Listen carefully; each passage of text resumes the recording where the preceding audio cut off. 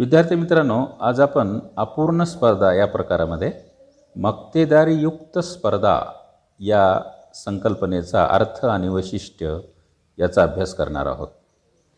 प्रत्यक्ष व्यवहारात आढळून येणारा बाजार म्हणजे मक्तेदारीयुक्त स्पर्धा होय. म्हणजे सध्याच्या बाजारपेठेमध्ये मक्तेदारीयुक्त स्पर्धा हा प्रकार आढळतो. आता या संदर्भातली जी संकल्पना आहे ती सर्वप्रथम प्राध्यापक E.H. चेंबरलिन यांनी मांडलेली आहे.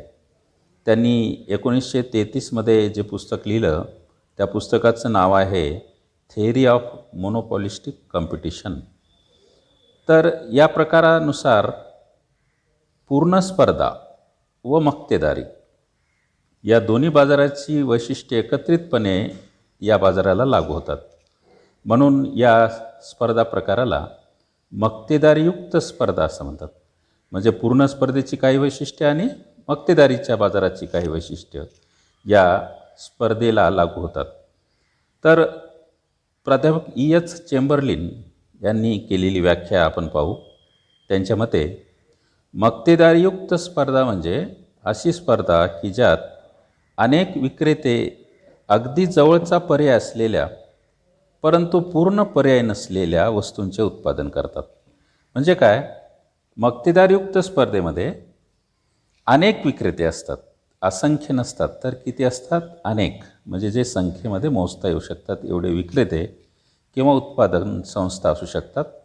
आणि त्यांनी ज्या वस्तू आणि सेवांचं उत्पादन केलेलं आहे त्या वस्तू आणि सेवांना जवळचा पर्याय असतो परंतु पूर्ण पर्याय नसतो. म्हणजे एका वस्तूऐवजी ग्राहक दुसरी वस्तू वापरू शकतात परंतु पहिल्या वस्तूसारखीच दुसरी वस्तू असू शकत नाही.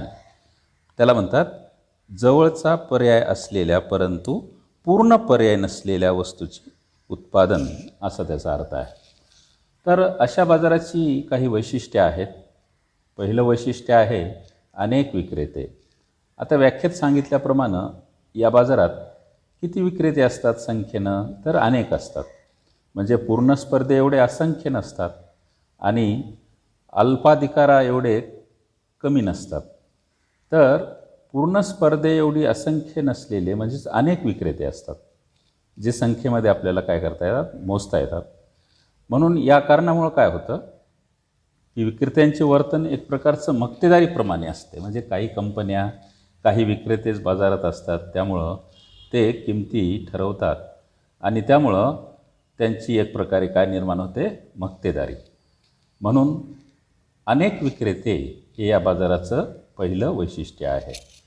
दुसरं वैशिष्ट्य काय आहे? तर असंख्य ग्राहक.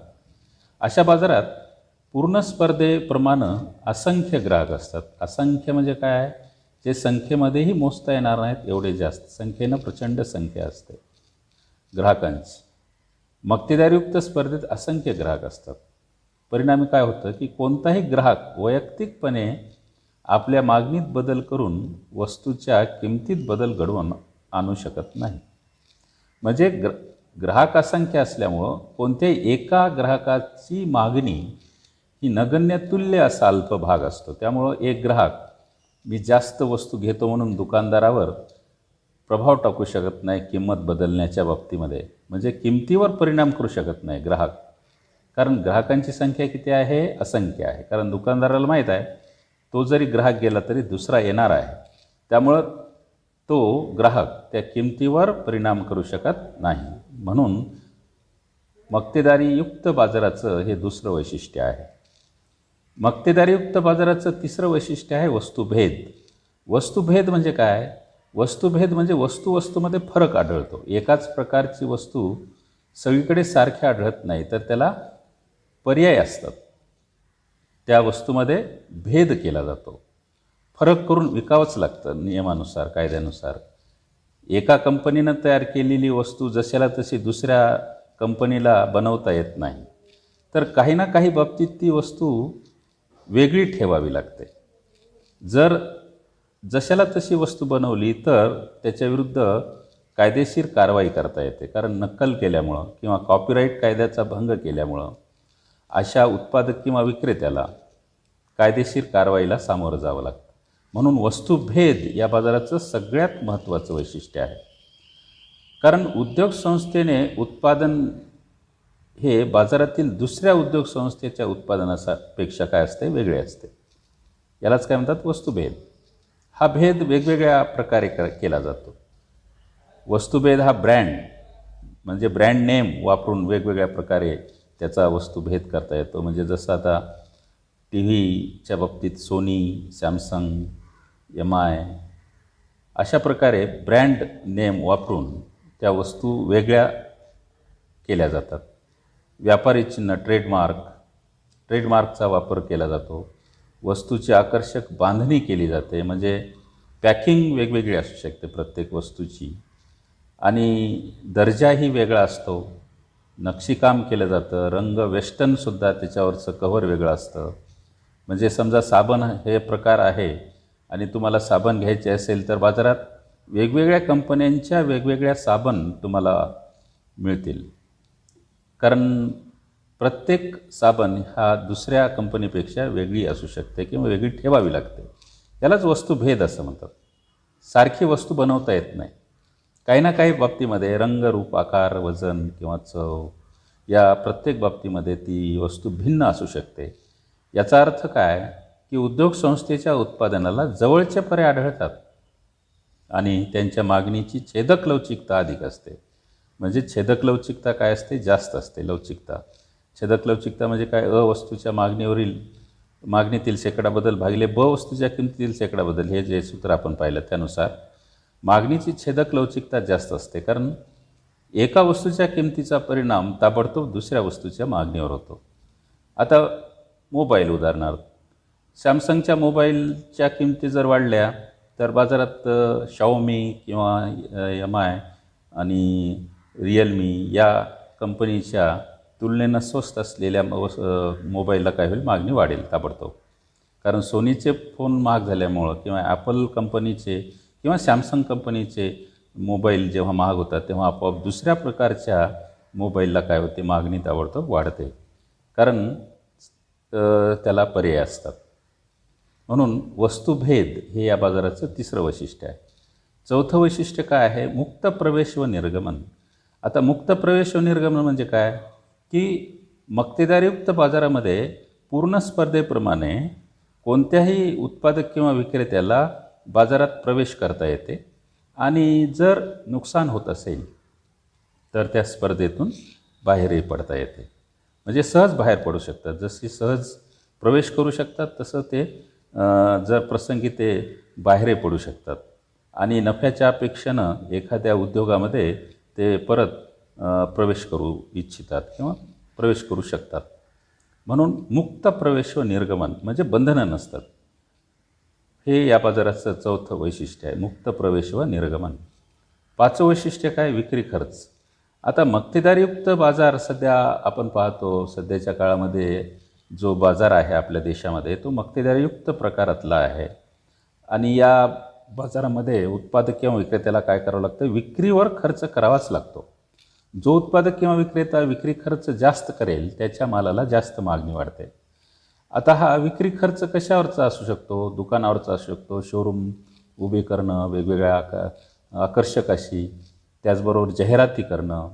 आज आपण पाहतो जाहिरातीचं युग आहे. प्रत्येक कंपनी आपल्या मालाची जाहिरात करते.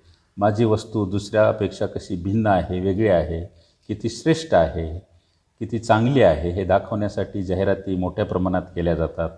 मग ते साबणाची असो, वॉशिंग पावडरची असो, की शॅम्पूची असो, टी व्हीची असो, की मोबाईलची असो, त्या जाहिराती मोठ्या प्रमाणात केल्या जातात आणि या जाहिरात टी व्हीवर दाखवल्या जातात, आकाशवाणीवरून प्रसारित केल्या जातात. मोठमोठे फलक, होर्डिंग्स शहरामध्ये लावलेले असतात. त्याचबरोबर वस्तूंचं प्रदर्शनही मांडलेलं असतं, खिडकी प्रदर्शन केलं जातं.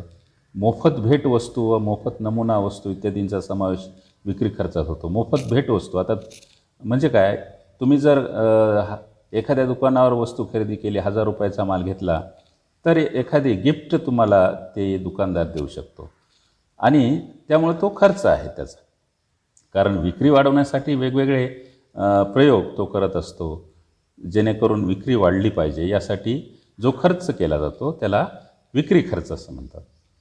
त्यानंतर 6वं वैशिष्ट्य आहे जवळचे पर्याय. आता व्याख्येत सांगितल्याप्रमाणे मक्तेदारीयुक्त बाजारामध्ये एका वस्तूला दुसऱ्या वस्तू जवळचे पर्याय असतात. म्हणजे जवळपास ती वस्तू सारखीच असते, परंतु पूर्ण पर्याय नसतो. म्हणजे जशाला तशी नसते, तर जवळपास ती वस्तू सारखी असते. आता उदाहरणार्थ साबण या प्रकारामध्ये आपण जर विचार केला तर संतूर साबण आणि हिंदुस्तान युनिलिव्हरची दुसरी कोणती लक्स साबण ही जवळपास सारखीच आहे, परंतु रंग, रूप, आकार, वजन, गंध या बाबतीमध्ये ती भिन्न आहे, वेगळी आहे. म्हणजे ग्राहक एक साबण महाग झाली तर दुसरी साबण दुसऱ्या कंपनीची घेऊ शकतात, कारण त्यांना जवळचे पर्याय उपलब्ध आहेत बाजारात. एक वस्तू महाग दिसली की दुसरी वस्तू घेतात. म्हणून जवळचे पर्याय असलेल्या परंतु पूर्ण पर्याय नसलेल्या वस्तूंच्या बाजाराला मक्तेदारीयुक्त स्पर्धा असं म्हणतात. म्हणून जवळचे पर्याय हे या बाजाराचं एक महत्त्वाचं वैशिष्ट्य आहे. त्यानंतर गट संकल्पना नंबर 7वं वैशिष्ट्य आहे गट संकल्पना. आता मक्तेदारीयुक्त स्पर्धेमध्ये काय असतं की उद्योग या संकल्पनेऐवजी गटाची संकल्पना वापरली आहे. चेंबरलिन यांनी ही संकल्पना वापरलेली आहे. गट असतात, ग्रुप असतात, कंपन्यांचे ग्रुप, बँकांचे ग्रुप, त्याला गट म्हणतात. म्हणजे उद्योग हा प्रकार नसतो. सिमेंट उद्योग, साखर उद्योग, लोह आणि पोलाद उद्योग, हे जे उद्योग हा शब्द वापरतो त्याऐवजी गट हा शब्द वापरला जातो. म्हणजे एका विशिष्ट वस्तूचं उत्पादन करणाऱ्या कारखान्यांच्या समूहाला किंवा उत्पादन संस्थेच्या समूहाला आपण काय म्हणतो, गट. म्हणून एकजिनसी वस्तूचे उत्पादन करणाऱ्या संस्थांचा समुदाय म्हणजे उद्योग होय. तर एकमेकांचा जवळचा पर्याय असणाऱ्या वस्तुभेद निर्माण करणाऱ्या संस्थांचा समुदाय म्हणजे गट आहे. म्हणजे एकसारख्याच वस्तू नसतात, दुसऱ्या कंपनीपेक्षा या कंपनीची वस्तू वेगळी असते, जवळचा पर्याय असतात. म्हणून अशा वस्तूचं उत्पादन करणाऱ्या संस्थांचा समुदाय जो असतो त्याला काय म्हणतात, गट. उदाहरणार्थ औषध उत्पादित करणाऱ्या संस्थांचा समूह. आता बाजारामध्ये वेगवेगळ्या कंपन्या आहेत औषध उत्पादन करणाऱ्या, वेगवेगळ्या टॅबलेट्स, कॅप्सल्स, सिरप उत्पादन करणाऱ्या वेगवेगळ्या कंपन्या आहेत. आणि प्रत्येक औषध प्रत्येक कंपनीचं दुसऱ्या कंपनीपेक्षा काय असते, वेगळं असते. म्हणून औषध उत्पादन करणाऱ्या संस्थांच्या समूहाला आपण काय म्हणतो, गट म्हणतो. किंवा मोबाईल सेवा पुरवठा करणाऱ्या यांना सुद्धा आपण गट म्हणू शकतो. म्हणून अशा प्रकारे मक्तेदारीयुक्त बाजाराची ही काही वैशिष्ट्ये. धन्यवाद.